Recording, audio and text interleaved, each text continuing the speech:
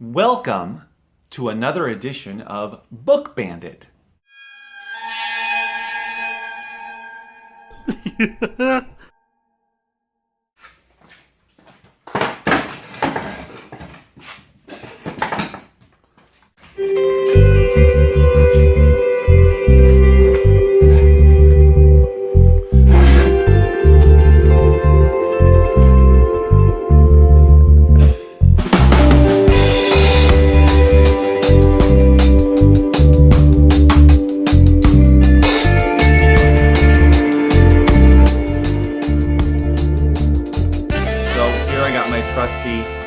Laptop, and according to Seller Central, I sold a book on February 16th for $99.95. Woo! Yeah! Yay! This is a book that I bought back on June 20th at the thrift store that I've only been to that one time. I spent $1 on the book, and it sat for 8 months until it finally sold a week ago. Now, this is a book called Licks, Sticks, and Bricks, A World History of Ice Cream. I kid you not, that's the title.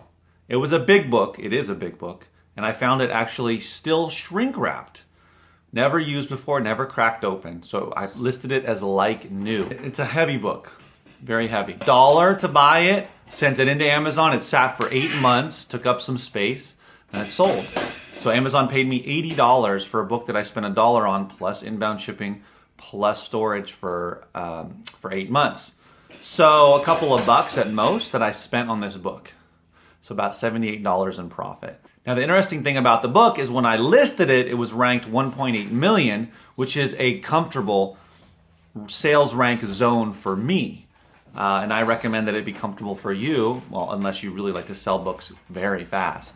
Now the interesting thing about this, aside from it selling for so much money, is that clearly I sold it FBA.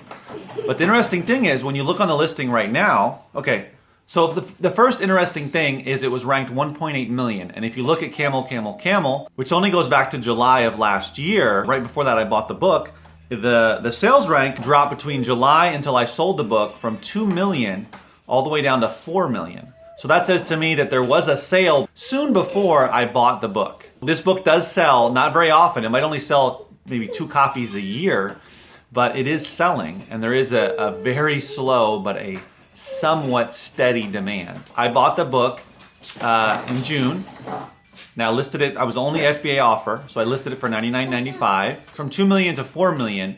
And then after my sale, the sales rank dropped to 456,000. So you can see the dramatic drop. You can see sales rank is definitely not always or rarely the most important thing to consider when buying these types of long tail books.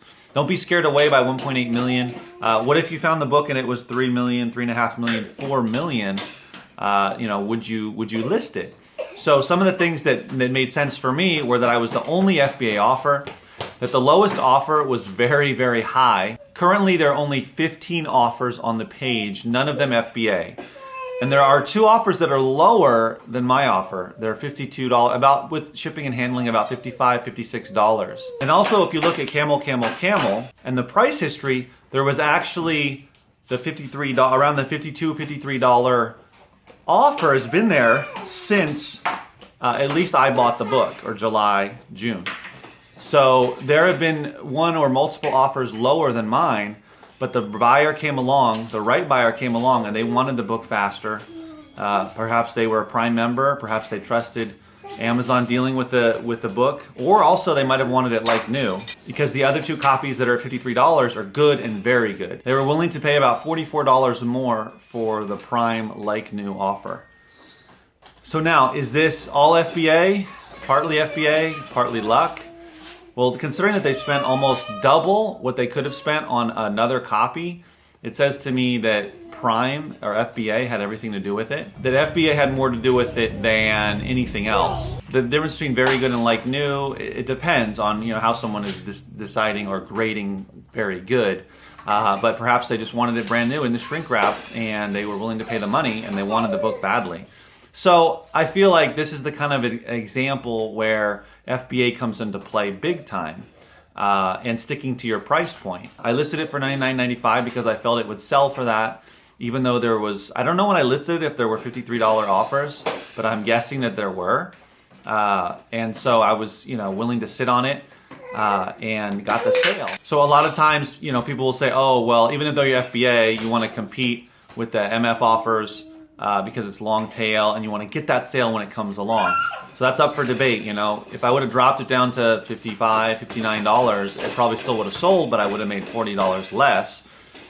So, that's up for debate. But I think on some of these books, these long tail books, it's worth overpricing the MF offers, especially if you have a nicer copy.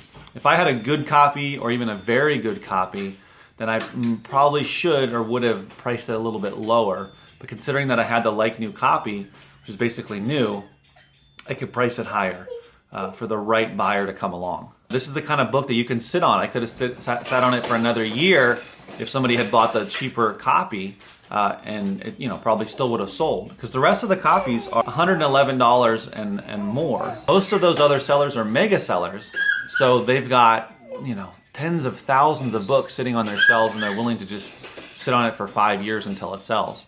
But someone like myself, I want to move it relatively fast. So I think this is a good example of that. And this is kind of the big reason to do FBA versus merchant fulfilled, is you can take advantage of the prime shipping, of the reputation of Amazon, and that sort of thing. But again, I think the condition played a big part in it. This type of sale falls under random thrift store buy or find. As in, this is kind of a random book about the history of ice cream.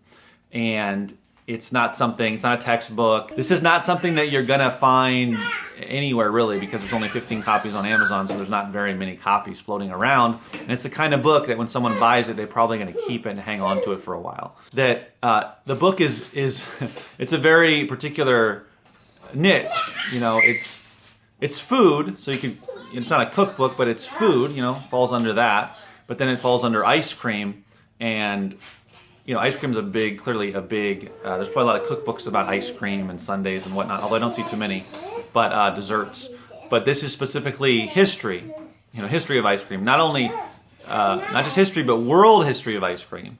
And I wasn't able to open it up to see what it had to say. I'm assuming, it follows history of ice cream all over the world and how it's served in different flavors and whatnot. And so it's for someone that is either makes ice cream or loves ice cream or just finds it interesting, whatever it may be.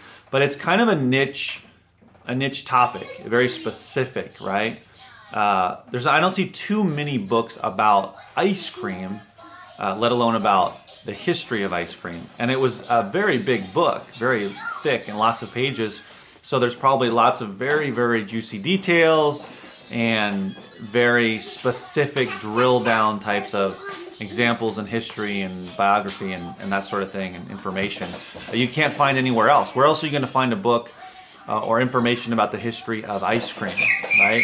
It's probably very well researched and written with love and that sort of thing. So that's the other thing. It's topic over everything else. Topic, condition, how many offers are on the page, right? If there was 50 offers, 40 offers, even 30 offers, maybe it's not going to be such a good.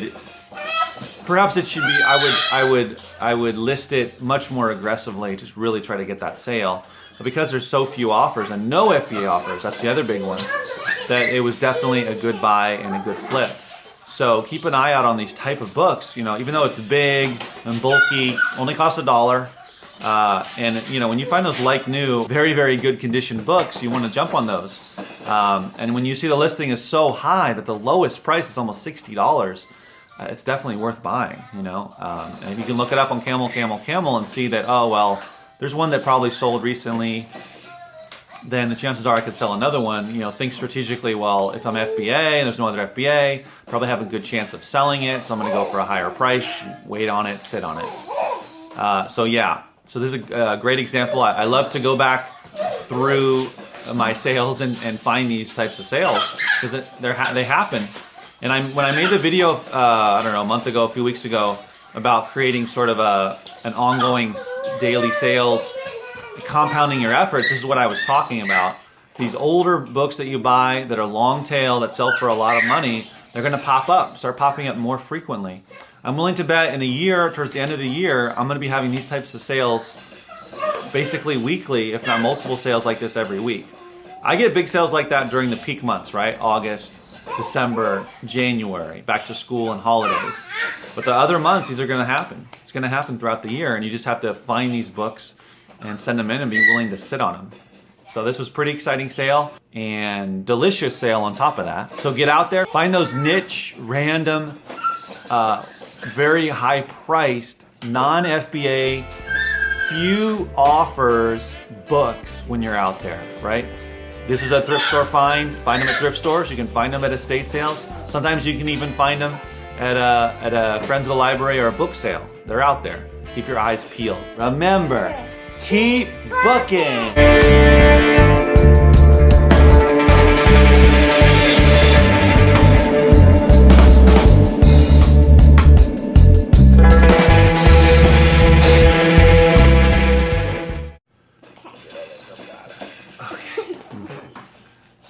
It's not gonna move. Remember.